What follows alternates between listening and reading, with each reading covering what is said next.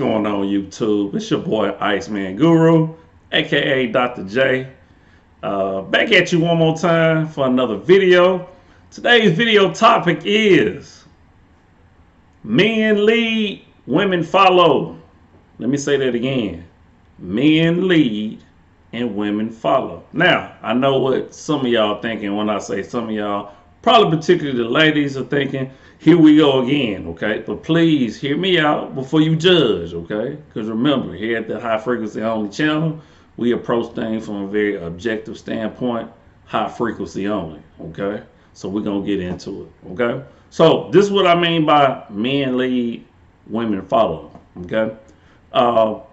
At my particular, or in my particular career, I have a few leadership positions, okay, that require people to, follow me and, my suggestions, my ideas, my opinions, so forth and so on, okay?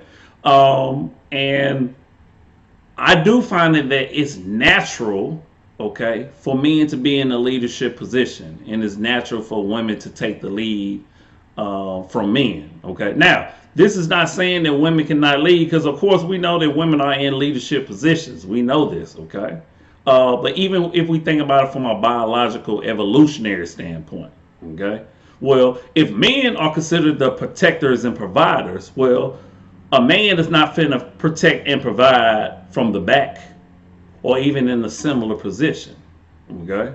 A man has to be in the forefront, in order to protect and provide, okay? That has been this way for centuries, okay? Our roles have been defined not only socially but biologically, okay? Evolutionary biology, if you may, okay? So it's natural for us to lead, okay? We have, what we're really dealing with is, we're dealing with roles, okay? And it's a reason why women have the role of the caregiver, the nurturer, because they have children and we don't, okay? It's the reason why women feel more comfortable in the home, okay? And men feel more comfortable at work, is because we are considered the provider, okay? So we go out and provide. Men have always been comfortable with their role. But for some reason now, with the feminist movement, even though there is a men's movement, the feminist movement has come along and try to really alter and change those things. I mentioned in another video, there's no such thing as equality. We will never be equal. Races will never be equal. Men and women will never be equal, okay? And that's just how it is. Now, I'm all for fairness. I'm all for everybody getting a fair shot. Opportunities is really what we're talking about, okay? But at the end of the day, men are put in a certain position to protect and provide. That is our role, okay? So men work more than women, okay?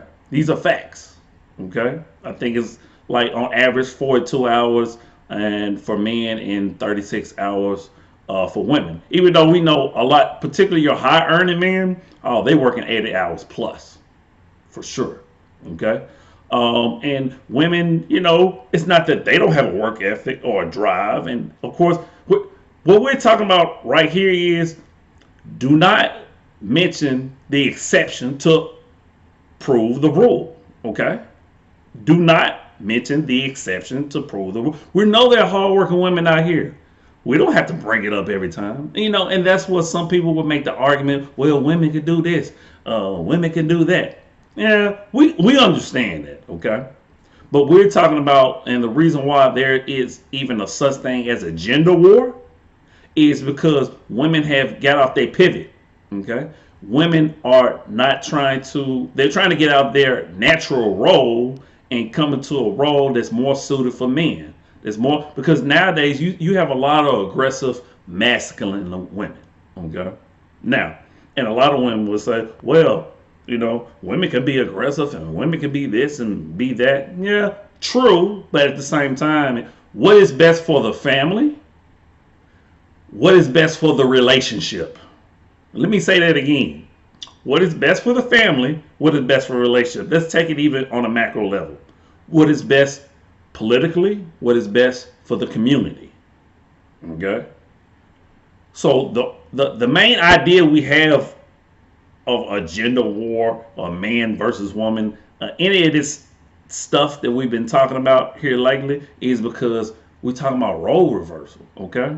Yes, women are strong creatures. Yes, women had to raise kids on their own. Yes, women are powerful. Yes, women are beautiful. Women are everything. Okay.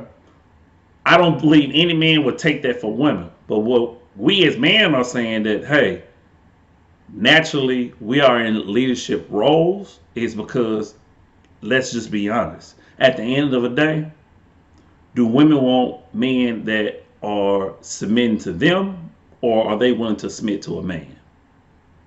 Do women want men that is a beta or do they want an alpha? Now, we have to ask these questions now, okay? Because at the end of, we have to be honest with ourselves. We truly do. We have to be honest with ourselves. Men lead, women follow. And for those women who will really be honest with themselves, they understand exactly what I'm saying right now. Okay? It is natural for, and see the problem that we actually having nowadays is many men are not stepping up to the plate and being the natural leaders that they are. And to be honest with you, there are men who are natural leaders or what we call born leaders, and they are men who have to be taught and trained how to be a leader. Okay, I'll be honest with you. Say I wasn't a natural born leader. When I was younger, I followed a lot. I had to come into my own as a man and become a leader. Okay, so but what we see now is a lot of men are being raised in a very feminine household. They have a lot of effeminate traits, and that's due to a lot of factors. One of the biggest, of course, being raised in a single parent household with just a woman. Okay, and a lot of the narratives are being pushed out here nowadays. Let's just be honest. So I think the reason why a lot of women may not even agree with the standpoint is they see a lot of effeminate men. Okay, which means there's a lot of masculine women. Okay, so we're having a role reversal in our social atmosphere, which is leading to the reason why this very topic of men leading and women follow can be considered controversial. Okay, we need to get back to our natural state. Okay, which men are being the head, and I'm not even coming from a very a realistic aspect at all. That's not the standpoint I'm coming from. I'm coming from a very scientific standpoint that men were born and created to lead. We are 10 times stronger than a woman for a purpose, for a reason.